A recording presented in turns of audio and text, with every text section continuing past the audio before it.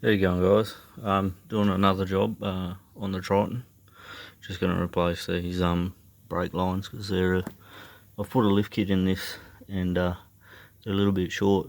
So what I'm doing now is just cleaning all the gunk off them, which is sound deadening I put on years ago, or not sound deadening, rust proofing.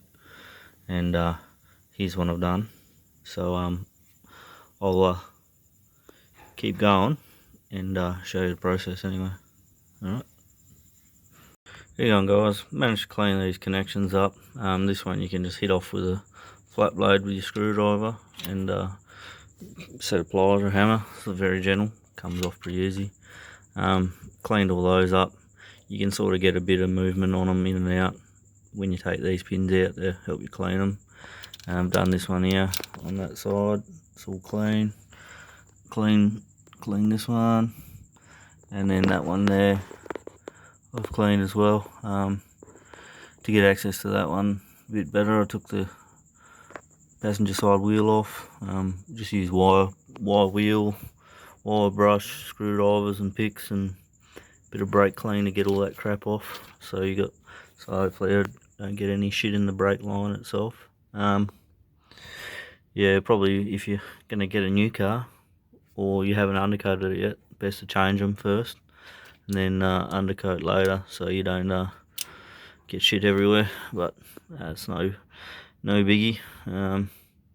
Took us about half an hour to clean them all up properly. Alright, I'll while I've got the fastening pins in there, I'll crack these. I bought some spanners, I'll show you those in a sec, to get those brake lines off. Alright guys, these are the tools. They're a flare nut spanner. You need these for getting the brake lines done because you need to put a bit of hurt on them to crack the bolt. I used a 10mm on these nuts here, and this one here with the long range tank proved quite difficult. So what you need to do is you need to knock that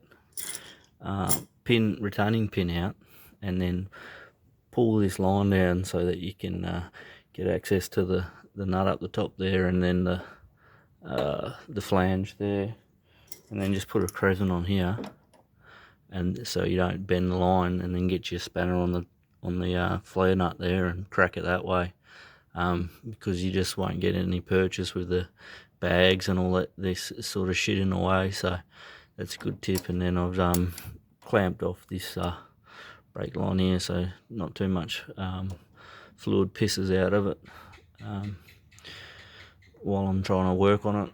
But yeah, the joys of working on a car. And sort of show you, these are the brake lines I got off. Probably not the best brand. Probably shouldn't be taking a risk with cheap quality brake lines, but yeah, that's what I bought at the time, and seems to be a fair amount of sales. We'll just see how they go. I'll keep an eye on them. I can put the link on the description there. BHA, but yeah, they're just off eBay. I think when I bought them, it was the two sets were about $80 or something like that. So yeah, we'll get those in place and show you that.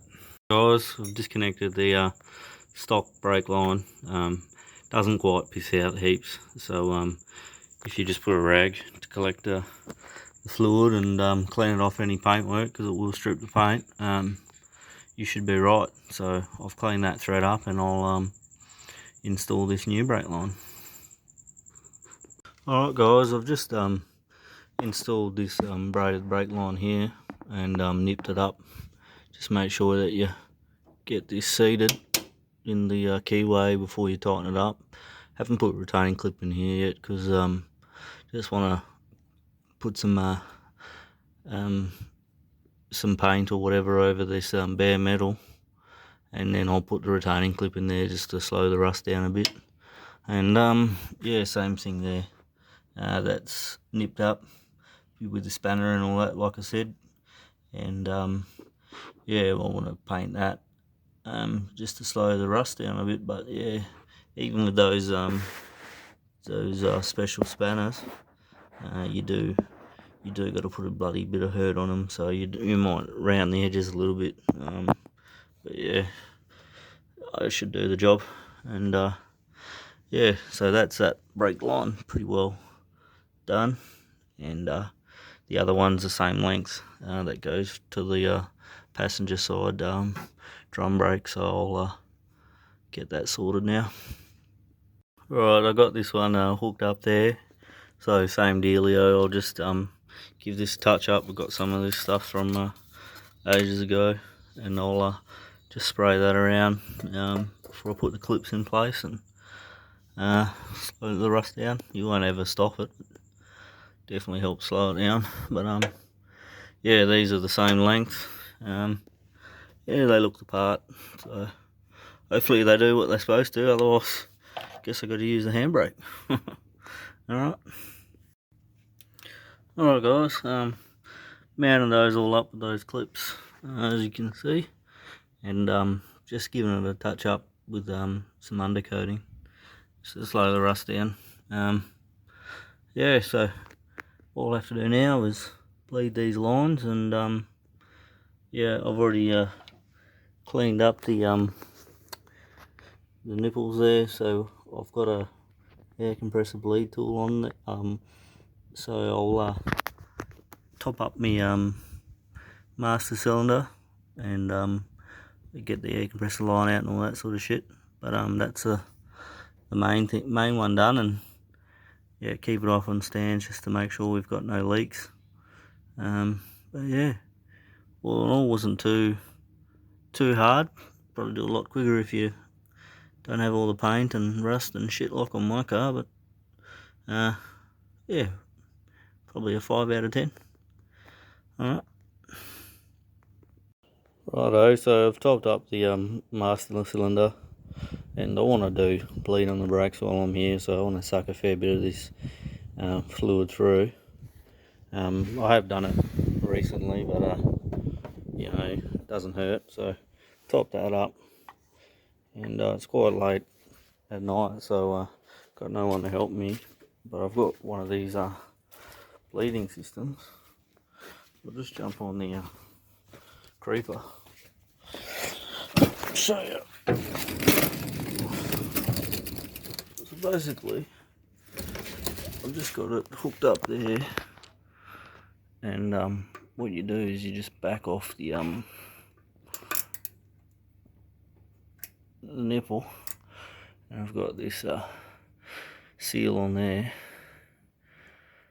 so I've just got a 8mm spanner on there, and what I'll do is I'll show you what I'm going to do. Squeeze this baby.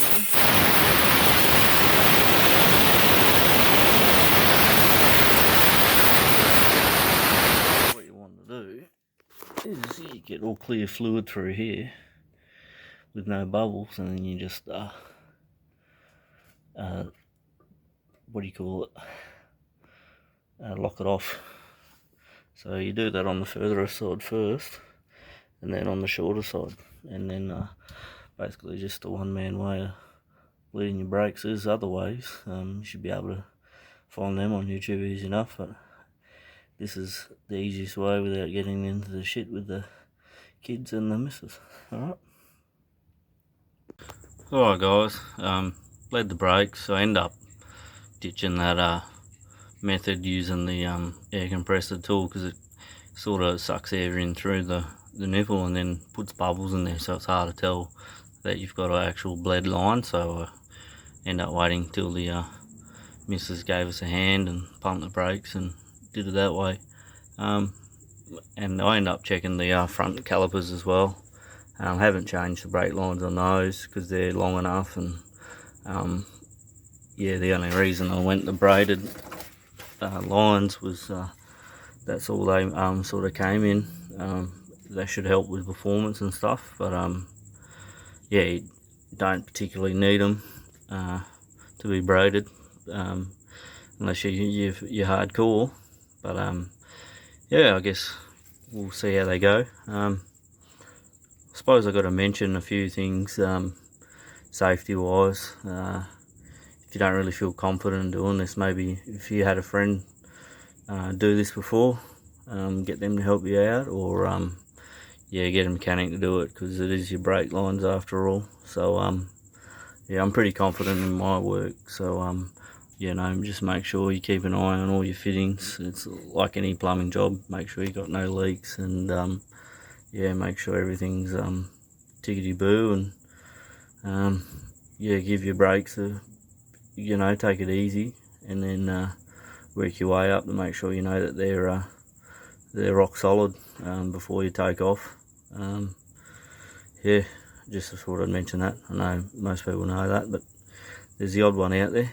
Alright, yeah, all in all, wasn't too bad. Yeah, just if you're going to put things in, probably easier to do them one of the first jobs rather than later on. But yeah, I'll let you know how they go.